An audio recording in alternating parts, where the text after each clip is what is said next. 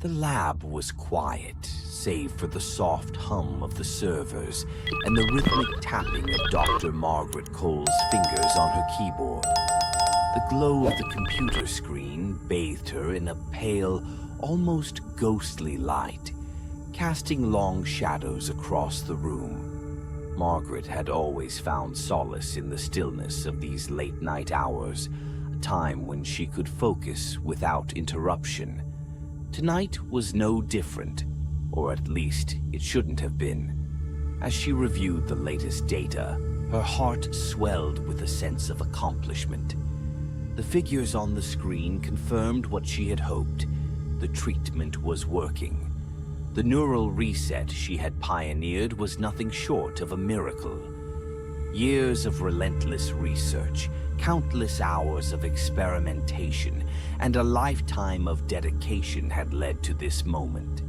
Patients who had suffered for years from the darkest corners of mental illness, debilitating depression, crippling anxiety, torturous PTSD, were now free. The world had never seen anything like it, and Margaret was being hailed as a hero, the savior of the mentally afflicted. She should have been elated. This was everything she had ever wanted, the pinnacle of her career, the answer to the prayers of millions. Yet, as she stared at the data, a flicker of unease stirred in the back of her mind. Something was off. A small, almost imperceptible discrepancy in one of the patient's reports caught her eye. It was nothing at first glance, a minor anomaly in a sea of overwhelmingly positive results. Margaret nearly dismissed it, chalking it up to the kind of statistical noise that was inevitable in any large-scale study. But then she saw another, and another. Margaret leaned closer to the screen, her eyes narrowing as she scrolled through the data. The anomalies were subtle, changes in personality that fell outside the expected outcomes, but only just. One patient, once vibrant and full of life, now seemed oddly subdued. Another, previously plagued by overwhelming anxiety, reported a complete lack of emotion, not just the absence of fear. And then there was the artist, a man who had struggled for years with bipolar disorder. The treatment had cured him, but he had stopped painting entirely, claiming he no longer felt inspired. A knot began to form in Margaret's stomach. She knew better than anyone that these treatments were unprecedented, that they were treading on new ground in the field of neuroscience. The brain was a delicate, complex organ, and while the cure was designed to eliminate traumatic memories and reset mental health, she had always known there could be side effects. But this was something different. Margaret's mind raced, trying to make sense of what she was seeing. Could it be that the treatment was doing more than just erasing trauma? Was it stripping away something essential, something vital to the human experience? The idea seemed absurd, yet the data was there, staring her in the face. She pulled up the records of the patients in question, poring over them with an intensity that bordered on obsession. The anomalies were real, but they were so slight, so easily overlooked. A less thorough researcher might have missed them altogether, or dismissed them as inconsequential. But Margaret couldn't do that. Her work demanded perfection, and these small cracks in the otherwise flawless facade of her cure filled her with an unsettling dread. By the time she closed her laptop, the first light of dawn was beginning to creep through the windows. Margaret rubbed her eyes, exhaustion finally catching up with her. She told herself it was nothing, just a product of overwork and fatigue. But deep down, she knew that something wasn't right. She couldn't afford to be wrong, not with the whole world watching her, relying on her. The pressure to succeed was immense, and the stakes were too high to let a few anomalies derail everything she had worked for. Margaret pushed the doubts aside, convincing herself that these were isolated cases, mere statistical outliers in an otherwise groundbreaking success. She had to believe that. There was too much riding on this. Yet, as she prepared to leave the lab, that flicker of unease refused to die out. It lingered in the back of her mind, a shadow that grew darker with each passing moment. Margaret paused at the door, casting one last glance at her work. The cure was a miracle. It had to be. But as she stepped out into the early morning light, a quiet voice whispered in the back of her mind, asking a question she wasn't ready to answer. What if it wasn't? The lab door clicked shut behind her, but the unease followed her out, wrapping itself around her like a cold, invisible shroud. Margaret was used to late nights, but this one left her with a sense of foreboding she couldn't shake. The discovery had been made, but its true implications were only beginning to unfold. Margaret's unease had grown into a gnawing anxiety that she could no longer ignore. The anomalies in the data, once so easy to dismiss, now haunted her every waking moment.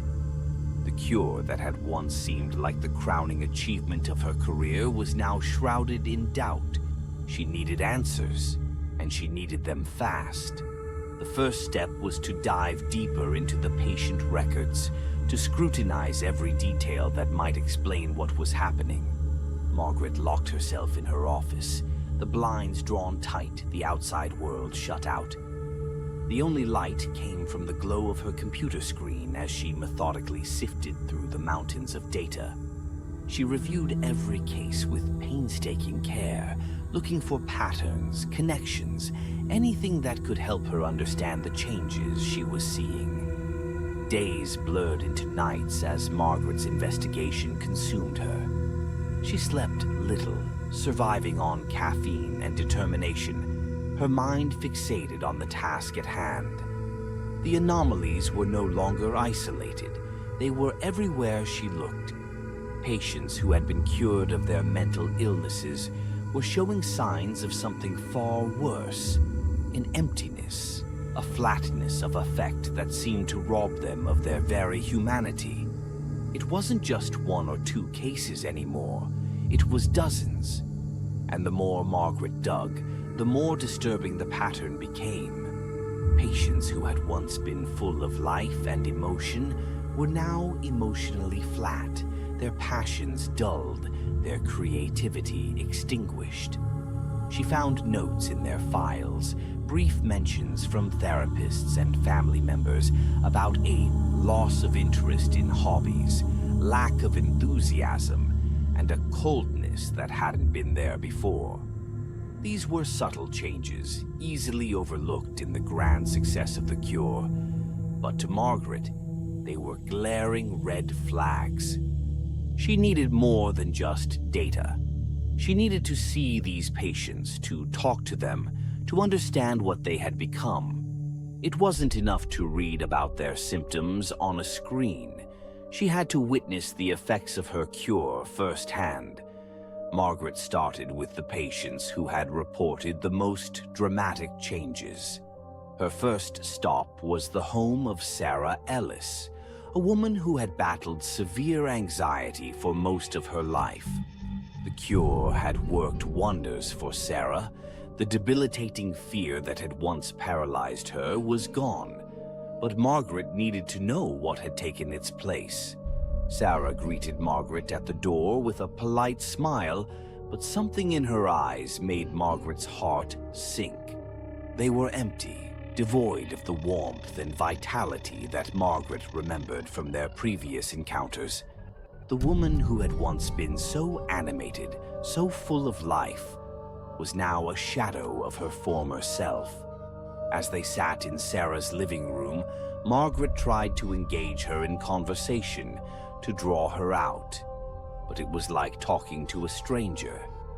Sarah answered every question with a calm, detached politeness, but there was no spark, no emotion behind her words.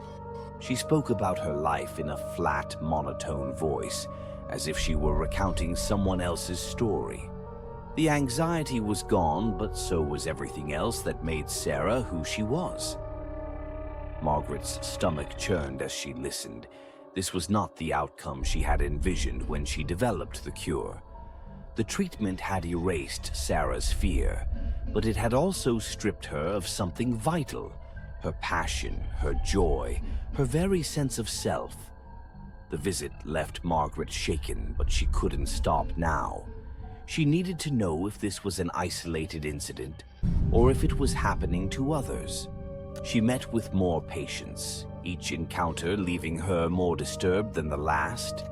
There was the artist who no longer painted, the musician who had abandoned his instrument, the writer who had given up on words. Each one had been cured of their mental illness, but at a terrible cost. They had lost the ability to feel deeply, to create, to connect with others. The more Margaret saw, the more she realized that these patients weren't just cured, they were changed. The treatment had done something to them, something she hadn't anticipated. It had taken away their pain, but it had also taken away their humanity. Margaret's dread deepened with every visit, every conversation. She couldn't shake the feeling that she was responsible for this, that her cure had gone horribly wrong. But she needed proof, something concrete to explain what was happening. Her investigation took a darker turn when she received a call from Dr. Peter Hale, one of the therapists who had been working with several of her patients. Peter was a respected colleague, someone whose opinion Margaret valued.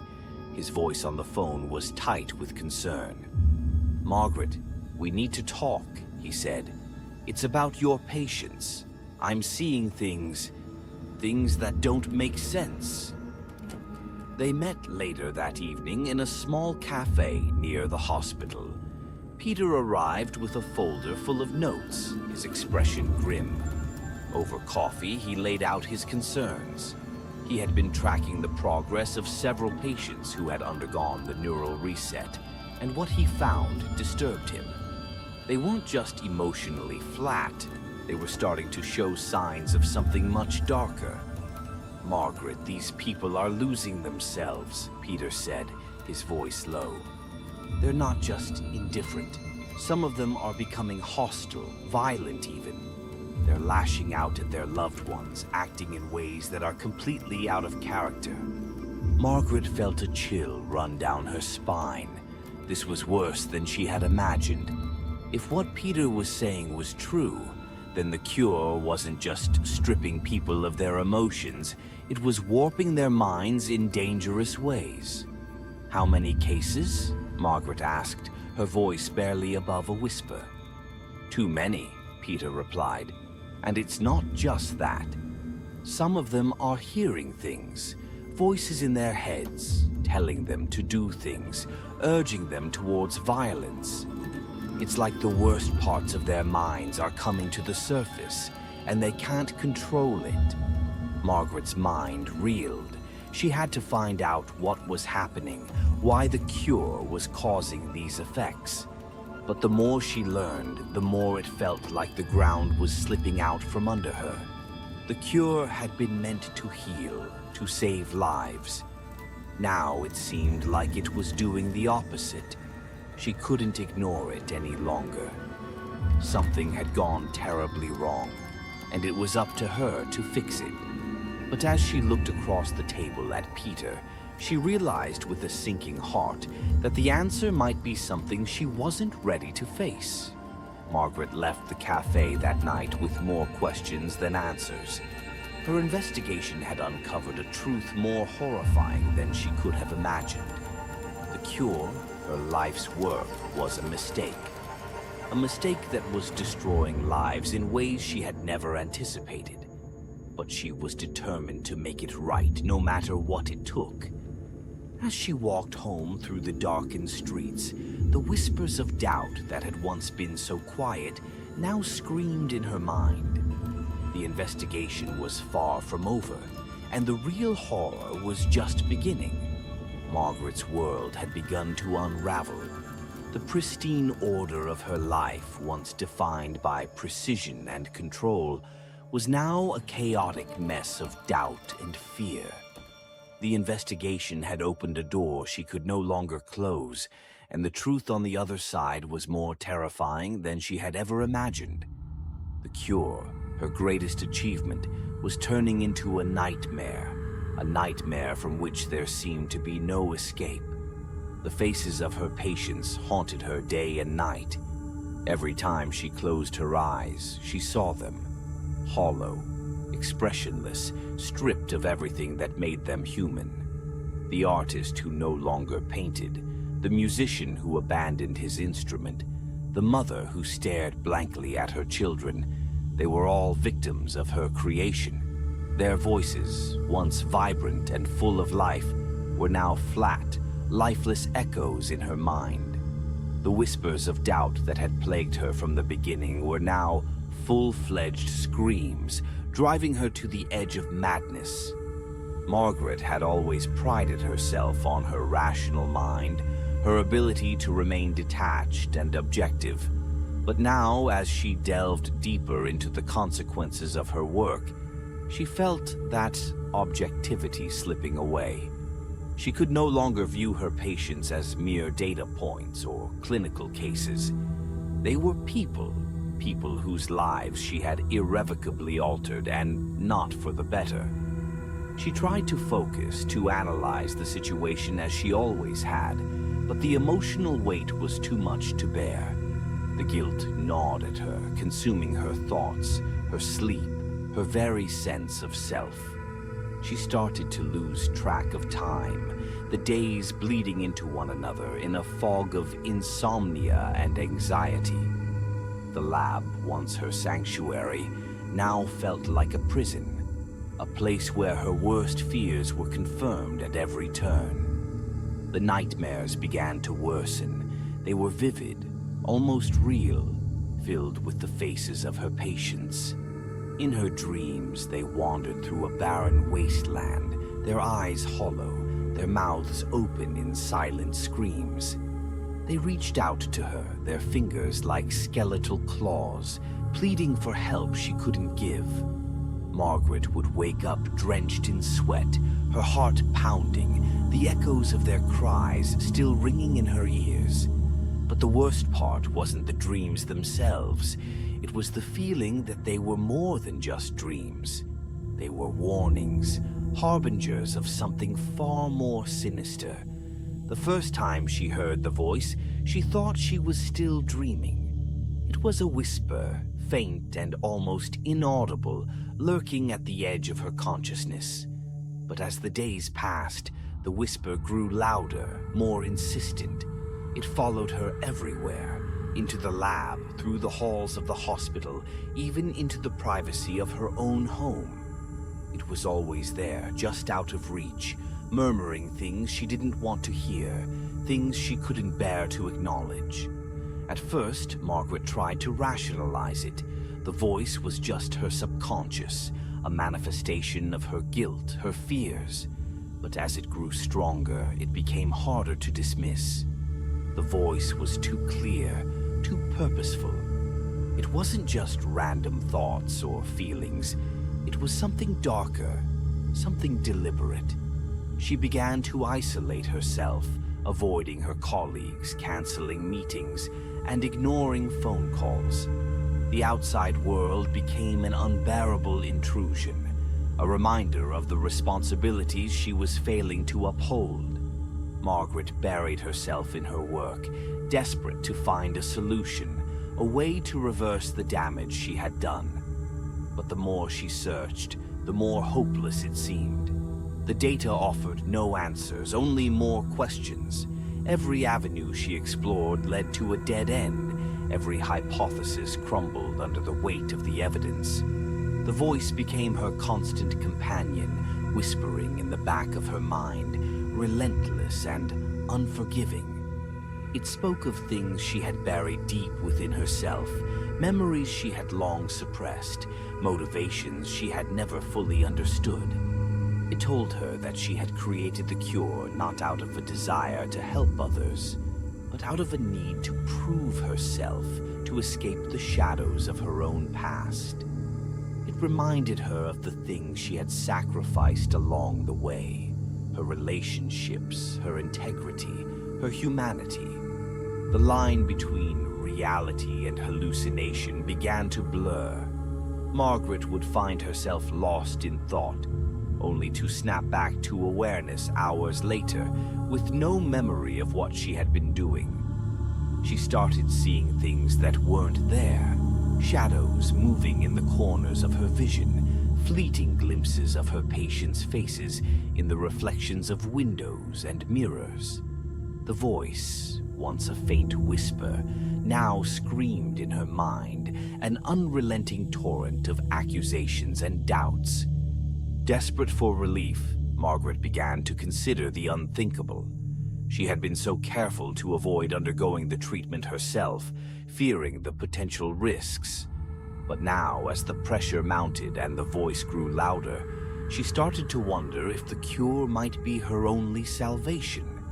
Perhaps, she thought, if she could reset her own mind, she could silence the voice, rid herself of the guilt and the fear that were driving her to the brink of madness. But deep down, Margaret knew the truth. The cure wasn't the answer, it was the problem. It had taken away her patients' pain, but it had also taken away everything that made them who they were. If she subjected herself to the treatment, she would lose more than just her fear. She would lose everything, her passion, her creativity, her very sense of self. Yet the voice wouldn't stop, wouldn't let her rest. It was always there, whispering, taunting, reminding her of the darkness she had unleashed. Margaret's mind began to fracture under the strain, her thoughts becoming disjointed, her grip on reality slipping away. She was descending into a madness of her own making, a madness born not from illness, but from the terrible consequences of her own actions. In the darkest hours of the night, when the voice was at its loudest, Margaret would stare at the vials of the neural reset formula on her desk, her hands trembling. She knew what it would do to her, knew that it would erase the very essence of who she was, but the thought of continuing to live with the voice, the guilt, the unbearable weight of her failure, seemed even worse. The choice loomed before her like a black abyss. She could take the treatment, erase the pain, silence the voice, but in doing so she would destroy herself, just as she had destroyed her patients. Or she could refuse, continue to fight, but at the cost of her sanity, her soul. Margaret had once believed that science could solve any problem, that with enough time and effort, she could find a cure for anything. But now, as she stood on the precipice of her own destruction, she realized that some things couldn't be cured. Some things, once broken, could never be fixed. The descent was complete. The woman who had once been celebrated as a savior was now lost, trapped in a nightmare of her own creation. And as the voice continued to whisper its dark truths, Margaret understood that there was no way out, no redemption, no escape from the consequences of her work. In the end, all she could do was listen, as the voice told her the one thing she had always feared the most, that she had failed. Not just herself, but the very people she had set out to save. The walls of the lab seemed to close in on Margaret as she stood in front of the mirror, staring at the reflection of a woman she no longer recognized. Her eyes, once sharp and full of determination, were now hollow, dark circles beneath them like bruises. Her hair, once meticulously kept, hung limply around her face. But it wasn't the physical changes that disturbed her the most. It was the emptiness in her gaze, the absence of the fire that had driven her for so many years. The voice was quieter now, not because it had diminished, but because Margaret had grown accustomed to it. It was a constant presence, a steady whisper in the back of her mind, like the hum of a machine that could never be turned off. It had worn her down, eroding her will, her sense of self, until all that remained was a shell of the person she had once been. Margaret's life had become a series of motions, each one devoid of meaning. She still went to the lab, still pored over the data, still sought answers. But it was all a facade. The drive that had once propelled her forward had long since been replaced by a numbing sense of futility. She knew she was merely going through the motions, pretending that she could still fix what was broken, even as she felt herself slipping further and further into the abyss. The final blow came in the form of a phone call, a call she had been dreading for weeks. Peter Hale, her trusted colleague, and the therapist who had first alerted her to the dangers of the cure, was dead. Suicide, they said, though Margaret knew better. The voice had gotten to him too, just as it had gotten to so many others. He had been one of the first to undergo the treatment, eager to see the effects for himself. Now he was just another casualty of her hubris, another life ruined by her so-called cure. The news shattered whatever was left of Margaret's resolve. She had clung to Peter as her last connection to the world outside her own crumbling mind, the last person who understood the horror of what they had unleashed. With him gone, the last thread of hope snapped, leaving her adrift in a sea of despair. She didn't remember making the decision to take the treatment herself. It was as if the choice had been made for her, the inevitable conclusion to a story that had been spiraling toward this moment from the start. The vial of the neural reset formula sat on her desk, gleaming under the harsh fluorescent lights. It had been there for days, weeks even, taunting her, tempting her with the promise of release. Margaret's hands shook as she picked it up, the cool glass smooth against her fingertips. She could hear the voice now, louder than ever, urging her on, telling her that this was the only way to silence the guilt, the shame, the unbearable weight of her failure. The voice was right, she knew that. There was no other way out. She uncapped the vial, the faint smell of chemicals wafting up to meet her. It was a scent she knew well, one she had associated with hope, with healing. But now it was the smell of her own undoing. She hesitated for a moment, the final shred of her will struggling against the pull of oblivion. But it was no use. The voice had won, and Margaret was too tired, too broken to resist any longer. With a deep breath, she tipped the vial back, the liquid cold as it slid down her throat. For a moment, nothing happened. Margaret stood there, staring at the empty vial in her hand, waiting for the inevitable. Then, slowly, she felt it, a numbness spreading through her mind, a cold, creeping darkness that blotted out the voice, the guilt, the pain. It was like slipping into a deep, dreamless sleep, a sleep from which she knew she would never wake. As the darkness closed in, Margaret's last thoughts were of her patients, the people she had set out to save, the lives she had destroyed in her quest for a cure. She saw their faces, their hollow eyes, their empty smiles, and she knew that she had failed them, just as she had failed herself. In the final moments before the darkness consumed her completely, Margaret felt a single tear slip down her cheek, a last, fleeting reminder of the woman she had once been, the woman who had believed she could change the world. Then there was nothing.